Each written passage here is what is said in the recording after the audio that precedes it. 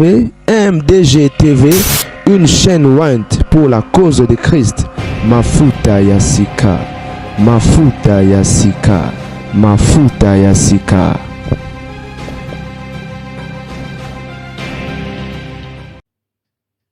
Écoute, je ne sais pas ce qui se passe avec toi. J'ai pris mon avion pour venir ici pour te voir.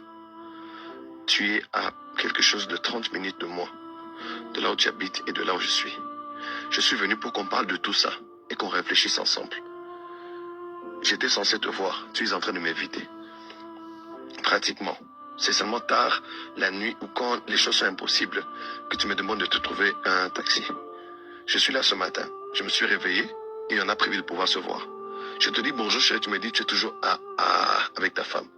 Si tu veux pas me voir, tu me dis clairement, Joël, tu es venu, mais c'est pas la peine qu'on se voie.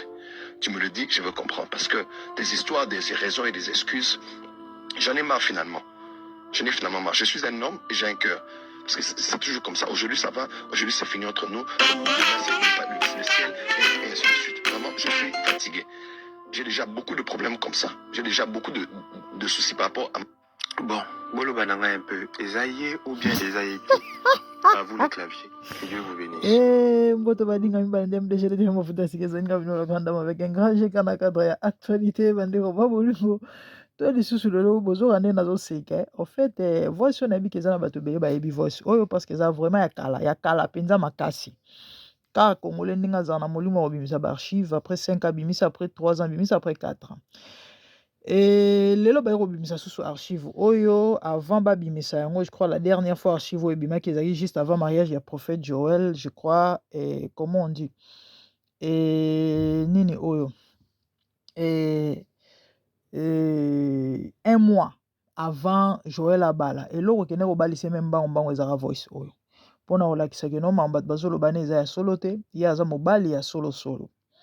Et voice au bandeko en tout cas ceux qui n'ont pas souvenance ya malamu et que ça là-bas 7 ans voice au pourquoi j'ai dit 7 ans parce que je me rappelle à l'époque na bana ressemble à l'église mo église on a sina longwango ça fait pratiquement 7 ans et du coup wana kuna la boti mwana nga sukate mon fils aura 6 ans les mois prochains ya on moni nazoyeba à peu près période oyo ya makambo oyo ndenge letaka yindaka na réseaux sociaux ezala vraiment ya koyinda ezala vraiment ya koyinda makambo voice oyo. Alors pour la petite histoire et puis na ndenge lelo oyo et pourquoi voice ebimi to expliquer bino pour la petite histoire pendant voice période ya voice oyo ezaki nini je crois bino mo bwana matoyi boyoki bien et prophète Joël azo supplier chéri na ye ya mwana mobali oyo à chaque fois azobenga ye ndeko aza na Belgique azala na Belgique ya wana et tango ya keiba kutana le monsieur abane kopesa toujours ba excuse et lelo ebise na na mwasi na nga mabe lobi ainsi de suite yango ye azalaki d'accord na ete nda sela ye voice oyo et muto abimisaka voice oyo ndenge toyoka eza mwasi ya mobali wana atindelaka Selena à l'époque erona Joël azana na mwasi na o akala ya liboso. Et certainement mwasi yango peka muto apanzaka voice yango na ne koma na maboko na ba téléphone ya ba congolais et indaka makasi indaka bon a répliquer te parce que c'est vraiment lui hein eza mongongo na ye tout ça aloba na lokote bon nayoka epa ya bandeko parce que nga eloko so nayoki na lobake no ngamu nayokaki soki na ngamu na landaki soki pe lisolo na lobake lisolo nayoka ndeko moko aloba il paraîtrait batunaka ya lobaki effectivement c'est lui mais ezaki nango buzz. J'ai pas de confirmation ce qui est solo aloba eloko wana mais ndeko moko aloba nanga alanda ce qui na émission ce qui wapi je sais pas trop aloba que no ezaki nango buzz eza voix na mais ezaki nango buzz. Et avant prophète Joël abala ba manki na mo elanda na réseaux sociaux na mambo evala bozoyeba o babikolaka en public prophète Joël ayebisaki ke no azana bakisi azaka pe ndoki alia bato na famille azana basinga na baloketo babilo mwa bajar wana yepa ndimaki et du coup ndeko ngo tomona quelque temps après aye kobima atomboki aleka na ba caméra lobi ke 15 000 yango balakaki ye bapesaki ye yango te et famille na ye du coup bakomi kobanga ye parce que ye aye koloba mambo somo bandeko na ye bakoki yango te prophète Joël il faut apesa ye mbongo na ye eyindaka na réseaux sociaux manki na ye je me rappelle même Joël aleka na émission moko ya Papi Mboma abanda kotomboka pour dire que akokomisa evala baba soki evala tubeli te evala inanese ebele evala kokoma baba parce que basala na mosali na nzambe te. Pour votre information, evala ebele et bien vivant et en bonne santé. Azomena maomene toujours bavie na ye badiamba ndenge amenaka yango. Et donc eloko neti kele koma te lika kosalema te. Alors lelo bandeko voice eko bima susu ezosala buzz ezosala makelele. Pourquoi? Il s'agit ya makambo ya mabota ya semeki national. Toyebi ça fait 2 ans je crois pratiquement depuis prophète Joël abalani na mwasi na ye. Mikolo lebi eleki prophète Denile sabane obwakele bambwakela. Alobi ke no so aza prophète asolo achazemi batala.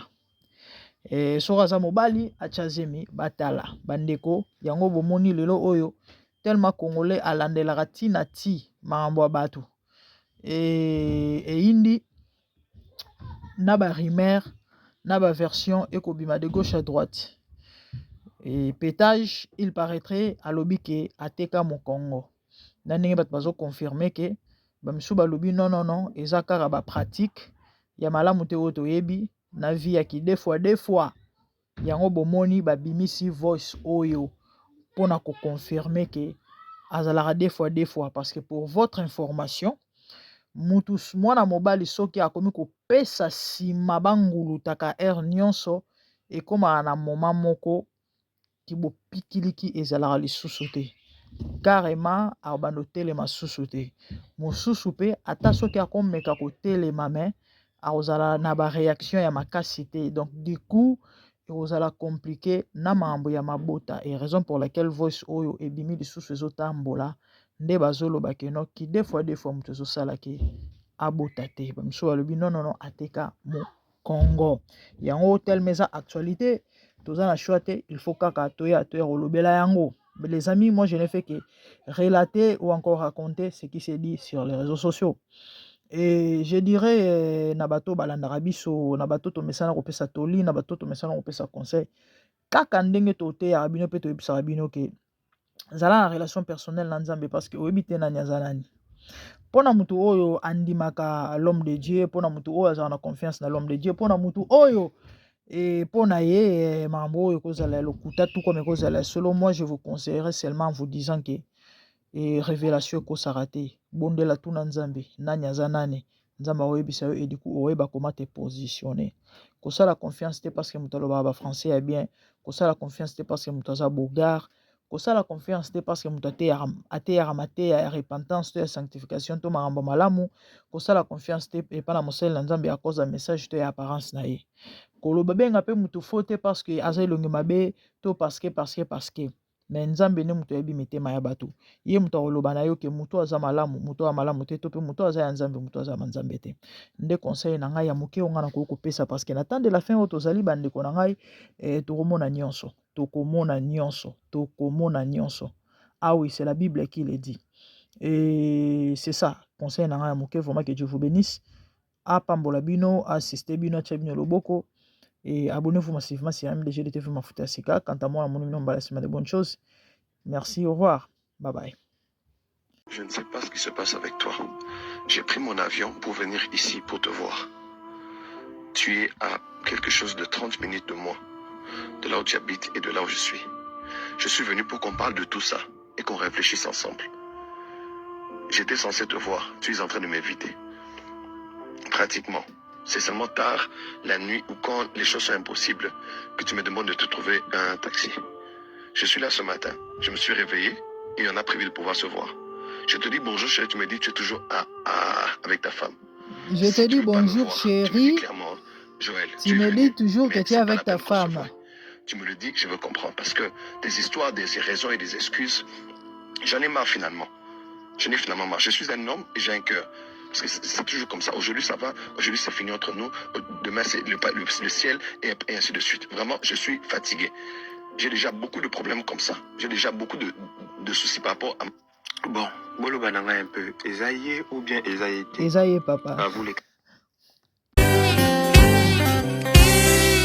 Zambena boya, olatike mo vandina bo santu. Ozinga mina